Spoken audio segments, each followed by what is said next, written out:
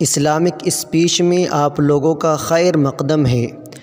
دین کے اہم اور ضروری مسائل سننے کے لیے ہمارے چینل سے جڑے رہیں۔ الحمدللہ رب العالمین والصلاة والسلام علی سید الانبیاء والمرسلین وعلی آلہ واصحابہ اجمعین، اما بعد۔ قال اللہ تبارک و تعالی فی القرآن الکریم: اعوذ باللہ من الشیطان الرجیم، بسم اللہ الرحمن الرحیم۔ انما المؤمنون اخوة فاصلحوا بین اخویکم واتقوا اللہ لعلکم ترحمون۔ حاضرین گرامی، اللہ رب العزت نے قرآن مقدس کے اندر تمام مسلمانوں کو، ایمان والوں کو ایک دوسرے کا بھائی بتلایا ہے کہ سارے مسلمان آپس میں بھائی ہیں۔ اللہ تعالیٰ فرماتے ہیں کہ ایمان والے آپس میں ایک دوسرے کے بھائی ہیں۔ فَأَصْلِحُوا بَيْنَ أَخَوَيْكُمْ، لہذا تم بھائیوں کے درمیان تعلقات کو درست کرو۔ وَاتَّقُوا اللَّهَ، اور اللہ تعالیٰ سے ڈرو۔ لَعَلَّكُمْ تُرْحَمُونَ، تاکہ تم پر رحم کیا جائے۔ یہ تو ساری انسانیت حضرت آدم علیہ السلام کی اولاد ہے، اور اس اعتبار سے وہ سب ایک دوسرے کے بھائی ہیں۔ لیکن مسلمان جو اللہ اور اس کے رسول پر اور یوم آخرت پر ایمان رکھتا ہے، وہ بھی آپس میں ایک دوسرے کے بھائی ہیں۔ اور ایمان کی خوبی یہ ہے کہ جو رشتہ خون کی بنیاد پر ہوتا ہے، ایمان اس سے بہتر اور اس سے بابرکت رشتہ جوڑتا ہے۔ ایمان کی بنیاد پر جو رشتہ قائم ہوتا ہے وہ خون کے رشتے سے کہیں زیادہ بہتر ہوتا ہے، کہیں زیادہ برکت والا ہوتا ہے۔ ایک مسلمان دوسرے مسلمان کے درد اور غم کے اندر شریک ہوتا ہے۔ ایک مسلمان دوسرے مسلمان کی خوشی اور راحت کا خیال رکھتا ہے۔ ایک مسلمان دوسرے مسلمان کی خوشحالی اور ترقی کی فکر کرتا ہے۔ ایک مسلمان دوسرے مسلمان کی عزت آبرو اور جان و مال کی حفاظت کرتا ہے۔ ایک مسلمان دوسرے مسلمان کو نیکی اور بھلائی پر مدد کرتا ہے۔ ایک مسلمان دوسرے مسلمان کے لیے اس کے خاندان کے افراد بلکہ اس کے جسم کے اعضاء کی طرح ہے۔ انسان کے جسم کے اعضاء کو الگ کرنا ممکن نہیں ہے۔ اگر ان کو الگ کیا جائے گا تو انسان کا جسم یہ صحیح سالم باقی نہیں رہے گا۔ اسی طرح مسلمانوں کو آپس میں الگ نہیں کیا جا سکتا۔ اللہ کے رسول علیہ السلام نے ارشاد فرمایا: ان المؤمن للمؤمن کالبنیان یشد بعضہ بعضا۔ اللہ کے رسول علیہ السلام نے ارشاد فرمایا کہ ایک مسلمان دوسرے مسلمان کے لیے یا تو جسم کے اعضاء کی طرح ہے کہ جب ایک جسم کے ایک حصے کو کوئی تکلیف پہنچتی ہے تو سارا جسم تکلیف میں مبتلا ہوتا ہے، بخار اور بے خوابی میں مبتلا ہوتا ہے۔ اللہ کے رسول علیہ السلام نے مسلمانوں کی اخوت اور محبت کو یا تو انسانی جسم کے اعضاء سے تشبیہ دی ہے، مثال میں انسانی جسم کے اعضاء کو پیش فرمایا ہے، یا اللہ کے رسول علیہ السلام نے مسلمانوں کی اخوت اور محبت کو اس عمارت اور دیوار کے ساتھ تشبیہ دی ہے کہ جس کی اینٹیں ایک دوسرے سے ملی ہوئی اور جڑی ہوئی ہوں، کہ ان کے جڑنے اور ملنے سے اس کا وجود باقی ہے۔ اگر ان کا ملان اور ان کا جڑاؤ ختم ہو جائے تو وہ دیوار کمزور ہو کر منہدم ہو جاتی ہے، گر جاتی ہے۔ تو اسی طرح مسلمانوں کا جو معاشرہ ہے وہ ایک دوسرے کی محبت اور مودت پر قائم ہے۔ اگر ان مسلمانوں کے اندر ایسا اتفاق اور اتحاد ہوگا تو مسلمانوں کا معاشرہ اور مسلمانوں کی اخوت اور محبت ایک دوسرے کے تئیں ایسی ہوگی کہ جیسی ہونی چاہیے، تو یہ معاشرہ قابل رشک ہوگا۔ اللہ کے رسول علیہ الصلاۃ والسلام نے ایک مسلمان کو دوسرے مسلمان کا بھائی قرار دیا ہے۔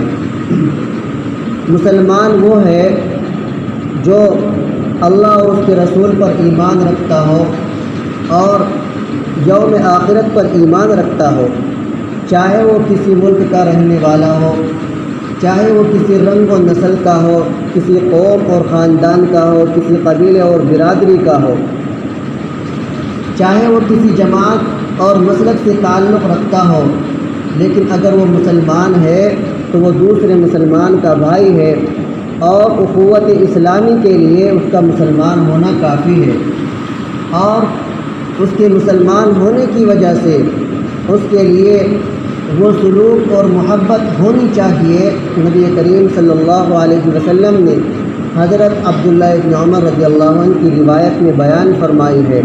اللہ کے رسول علیہ السلام نے بیان فرمایا، المسلم اخو المسلم، مسلمان مسلمان کا بھائی ہے، لا یظلمہ، وہ اس پر ظلم نہ کرے، ولا یسلمہ، اور اس کو کسی ایسے انسان کے سپرد نہ کرے جو اس پر ظلم کرے، نہ وہ اس پر خود ظلم کرے اور نہ ہی کسی ایسے ظالم کے ہاتھ میں اس کو سونپے جو اس پر ظلم کرتا ہو۔ اللہ کے رسول علیہ السلام نے ارشاد فرمایا کہ جب تک کوئی انسان کسی مسلمان کی مدد کرتا ہے تو اللہ تبارک و تعالیٰ اس کی مدد فرماتے ہیں، اور جب کوئی انسان کسی مسلمان کی حاجت کے لیے چلتا پھرتا ہے، کوشش کرتا ہے، اللہ تبارک و تعالیٰ اس کی حاجت روائی کرتے ہیں، اس کی ضرورت کو پورا کرتے ہیں۔ غور کیجئے کہ آج ہمارے درمیان، ہمارے آس پڑوس کے درمیان یا ہمارے گھر کے اندر کتنے افراد ایسے ہیں کہ جو دوسروں کی مدد کے لیے، دوسروں کی ضرورت کے لیے کوشش کرتے ہیں، ان کے لیے دوڑ دھوپ کرتے ہیں، چلتے پھرتے ہیں، محنت کرتے ہیں۔ ایسے لوگوں کا فقدان ہوتا جا رہا ہے۔ الا ماشاء اللہ ایسے لوگ معاشرے کے اندر گنے چنے رہ گئے ہیں کہ جو دوسروں کی مدد کے لیے محنت کرتے ہیں، ہاتھ بٹاتے ہیں۔ یاد رکھنا چاہیے کہ اللہ کے رسول علیہ السلام نے ارشاد فرمایا کہ جو انسان اپنے مسلمان بھائی کی مدد کرتا ہے، اللہ تبارک و تعالیٰ اس کی مدد کرتے ہیں۔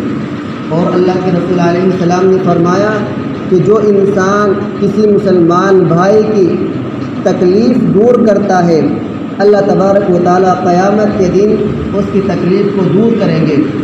اور جو مسلمان کسی مسلمان بھائی کے کسی عیب کو چھپائے گا، اللہ تبارک و تعالیٰ قیامت کے دن اس کے عیوب پر پردہ ڈالیں گے، اس کے عیوب کو چھپائیں گے۔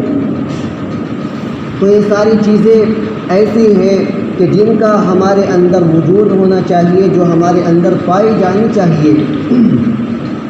اس حدیث کی روشنی کے اندر ایک مسلمان سے اخوت اور ہمدردی کا اظہار 5 باتوں سے ہوتا ہے۔ پہلی بات یہ ہے کہ اس پر ظلم نہ کرے، دوسری بات یہ ہے کہ اس کو کسی ظالم کے سپرد نہ کرے، تیسری یہ ہے کہ اس کی مدد کرے، چوتھی بات یہ ہے کہ اگر اس پر مصیبت آ گئی، پریشانی کا وقت ہے تو اس کی پریشانی کو دور کرے، پانچویں بات یہ ہے کہ اگر اس کے اندر کوئی عیب ہے تو اس کے عیب کو ڈھانپ لے، چھپا لے، اس کے عیب کو ظاہر نہ کرے۔ یہ بخاری اور مسلم کی حدیث ہے۔ یہ ایک ایسا آئینہ ہے کہ جو آج کے مسلمانوں کو ان کے کردار کو ظاہر کر کے دکھلاتی ہے کہ آج کا مسلمان اپنے احوال کو، اپنے کردار کو اس حدیث کی روشنی میں دیکھ سکتا ہے کہ ہمارے احوال اور کردار کیا ایسے ہی ہیں جیسے حدیث کے اندر بیان کیے گئے یا اس کے برخلاف ہیں۔ اور یہ مثال یا کوئی لفظی جملہ نہیں ہے، بلکہ اللہ کے رسول علیہ السلام نے صراحت کے ساتھ ایک مسلمان کو دوسرے مسلمان کا آئینہ بتلایا ہے ان احدکم مرآۃ اخی، کہ تم میں سے ہر ایک اپنے بھائی کا آئینہ ہے، اور آئینے کی 3 خوبیاں ہوتی ہیں۔ پہلی خوبی یہ ہے کہ وہ انسان کو اس کے سامنے سے اس کا چہرہ دکھاتا ہے، اس کو پیٹھ پیچھے سے نہیں دکھاتا، اور اس کے دل کا حال، اس کی نیت کا حال اس کو نہیں دکھاتا، بلکہ جو سامنے اس کا چہرہ ہوتا ہے وہی دکھلاتا ہے، پیٹھ پیچھے سے نہیں دکھلاتا۔ اور اسی طرح جتنا ہوتا ہے اتنا ہی دکھاتا ہے، گھٹا کر یا بڑھا کر نہیں دکھاتا۔ اسی طرح ایک مسلمان کو چاہیے کہ وہ اپنی مسلمان بھائی کو اس کی خوبی یا عیوب جو اس کو نظر آئے، اس کی خیر خواہی کے لیے، اس کی اصلاح کی غرض سے اس کے سامنے بتلائے، پیٹھ پیچھے کسی کے سامنے نہ بتلائے، اور جتنی خوبی یا خامی اس کے اندر ہے اتنی ہی بیان کر۔ اللہ کے رسول علیہ الصلاۃ والسلام نے مسلمان پر بہت سارے حقوق گنوائے ہیں۔ مختلف احادیث کے اندر اس کا بیان ہے کہ مسلمان پر کتنے حق ہیں۔ ایک حدیث میں ہے کہ مسلمان کے اوپر 5 حق ہے۔ پہلا حق یہ ہے کہ مسلمان کے سلام کا جواب دے۔ دوسرا حق یہ ہے کہ اگر وہ بیمار ہو جائے تو اس کی مزاج پرسی کرے، عیادت کے لیے جائے۔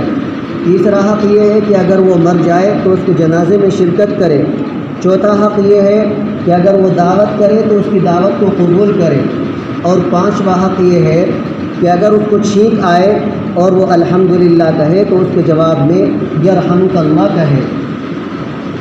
مختلف احادیث کے اندر اللہ کے رسول علیہ الصلاۃ والسلام نے مختلف حقوق بیان کیے ہیں، اور بہت سارے حقوق عام لوگ جانتے بھی ہیں کہ ایک مسلمان کے دوسرے مسلمان پر کتنے حق ہیں، لیکن افسوس اس بات کا ہے کہ اس جاننے کے باوجود ہم اس حق کو حق والے تک پہنچانے کی کوشش نہیں کرتے، بلکہ اس کے اندر امتیاز ہوتا ہے، فرق ہوتا ہے۔ اگر ہمارا کوئی حقیقی بھائی ہے اور وہ حاجت مند ہے تو ہم اس کا تعاون کرتے ہیں، اگر وہ محروم ہے تو اس کے حق کو دلانے کی کوشش کرتے ہیں، اور اگر وہ مظلوم ہے تو اس کی اعانت کے لیے آگے آتے ہیں۔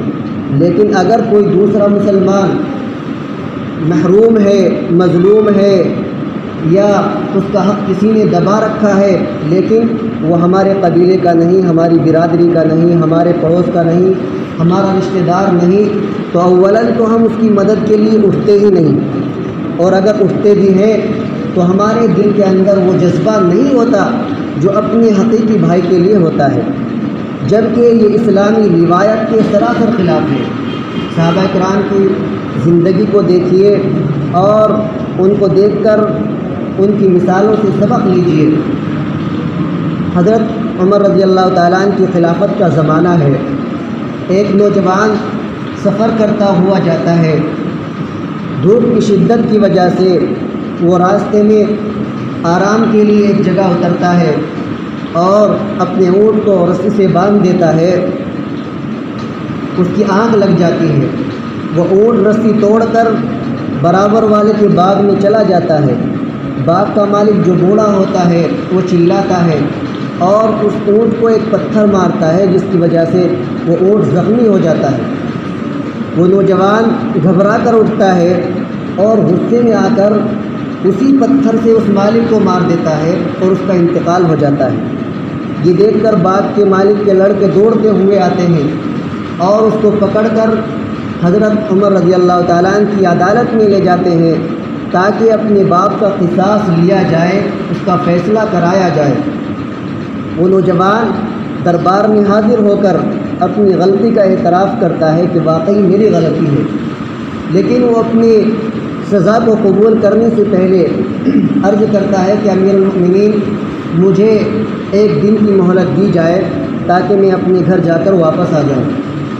حضرت امیر المؤمنین کہتے ہیں کہ کیا ضمانت ہے کہ تم واپس آ جاؤ گے؟ وہ نوجوان عرض کرتا ہے کہ میرا اللہ گواہ ہے کہ میں واپس آؤں گا۔ تو چونکہ قاعدہ ہے اور عدالت قاعدے کے طریقے پر چلتی ہے، وہ کسی کے اعتماد پر نہیں چلتی۔ امیر المؤمنین فرماتے ہیں کہ اگر کوئی تمہاری ضمانت لے لے تو میں تمہیں اجازت دے دوں گا۔ وہ نوجوان کہتا ہے کہ امیر المؤمنین میں ایک اجنبی آدمی ہوں، یہاں میری ضمانت کون لے گا؟ یہ سن کر ایک بزرگ صحابی حضرت ابو ذر غفاری رضی اللہ تعالیٰ عنہ کھڑے ہوتے ہیں اور عرض کرتے ہیں کہ میں اس نوجوان کی ضمانت لیتا ہوں۔ حضرت امیر المؤمنین اس کو اجازت دے دیتے ہیں، وہ انسان چلا جاتا ہے اور اگلے دن آنے میں اس کو تاخیر ہوتی ہے۔ لوگ یہ سمجھنے لگتے ہیں کہ اس کے بدلے میں حضرت ابو ذر غفاری رضی اللہ تعالیٰ عنہ کو جان دینی پڑے گی۔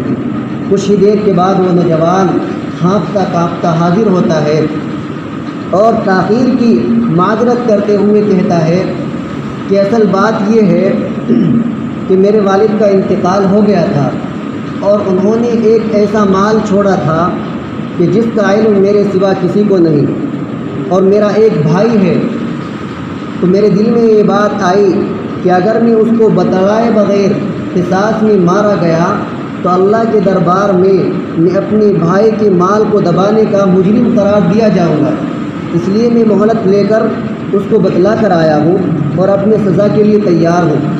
اور حضرت ابو ذر غفاری رضی اللہ تعالیٰ عنہ کی طرف متوجہ ہو کر کہنے لگا کہ حضور، آپ مجھے نہیں جانتے، آپ نے میری ضمانت لی، میں آپ کا بڑا احسان مند ہوں۔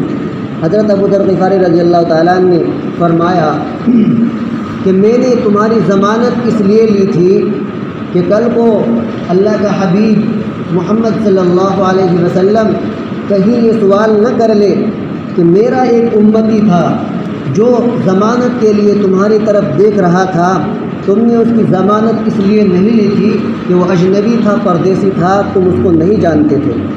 اس سوال سے بچنے کے لیے میں نے تمہاری ضمانت کو لیا اور تمہاری ضمانت کو قبول کر لیا۔ یہ واقعہ دیکھ کر اور یہ حالت دیکھ کر اس مقتول کے ورثاء آگے آئے اور انہوں نے کہا کہ ہم اس نوجوان کو معاف کرتے ہیں اور اس کے قصاص کو ہم بخش دیتے ہیں۔ تو میرے بھائیوں، یہ تھا اسلامی اخوت اور محبت کا جذبہ کہ ایک انجان آدمی جس کو کوئی جانتا ہی نہیں تھا، اس کی ضمانت کے لیے خود تیار ہو گئے، جبکہ ان کو معلوم تھا کہ اگر وہ انسان واپس نہ آتا تو اس کے بدلے میں ان کو اپنی جان دینی پڑتی۔ تو ایک مسلمان کو دوسرے مسلمان کے لیے اتنا ہمدرد ہونا چاہیے، اس کے دکھ درد کا ایسا متوالا ہونا چاہیے اور اپنے سے زیادہ اس کی فکر اس کو دامنگیر ہونی چاہیے۔ اگر ہمارا مسلم معاشرہ اس طرز پر اور اس نہج پر آ جائے گا تو یہ ہمارا معاشرہ جنت نشا بن جائے گا۔ آج ہم ایک دوسرے سے اپنے سگے بھائی سے ڈرتے ہیں کہ کہیں یہ میرا مال ہڑپ نہ کر لے، کہیں یہ میری جائیداد پر قبضہ نہ کر لے، کہیں یہ میرے گھر پر قبضہ نہ کر لے، کہیں اس کے ہاتھ میرے زیورات نہ آ جائے، کہیں یہ میری عزت پر داغ نہ لگا دے۔ آج ہم اپنے سگے بھائی سے ایسے اندیشے کرنے لگے، جبکہ ایک مسلمان کا مسلمان کے تعلق سے یہ طریقہ تھا کہ ایک اجنبی کے لیے اس کے دل کے اندر یہ ہمدردی اور یہ دکھ درد تھا کہ وہ اس کے لیے کسی تکلیف کو برداشت کرنا گوارا نہیں کرتا تھا۔ تو میرے بھائیوں اور بزرگوں، اگر ہم اپنے اس معاشرے کو اسلامی طرز پر لے آئیں اور ہمارے اندر ایک دوسرے کے تعلق سے ہمدردی اور محبت پیدا ہو جائے تو ہمارے معاشرے کے اندر وہی سکون، وہی راحت پیدا ہو سکتی ہے جو ہمارے پچھلوں کے معاشرے میں اور پچھلوں کے رہن سہن میں باقی تھی۔ دعا کیجیے اللہ تبارک و تعالی ہمارے معاشرے کو اسلامی طرز پر لے آئے اور ایک دوسرے کا دکھ درد کو سمجھنے والا، ایک دوسرے کی ہمدردی کرنے والا بنائے۔ وآخر دعوانا الحمد للہ رب العالمین۔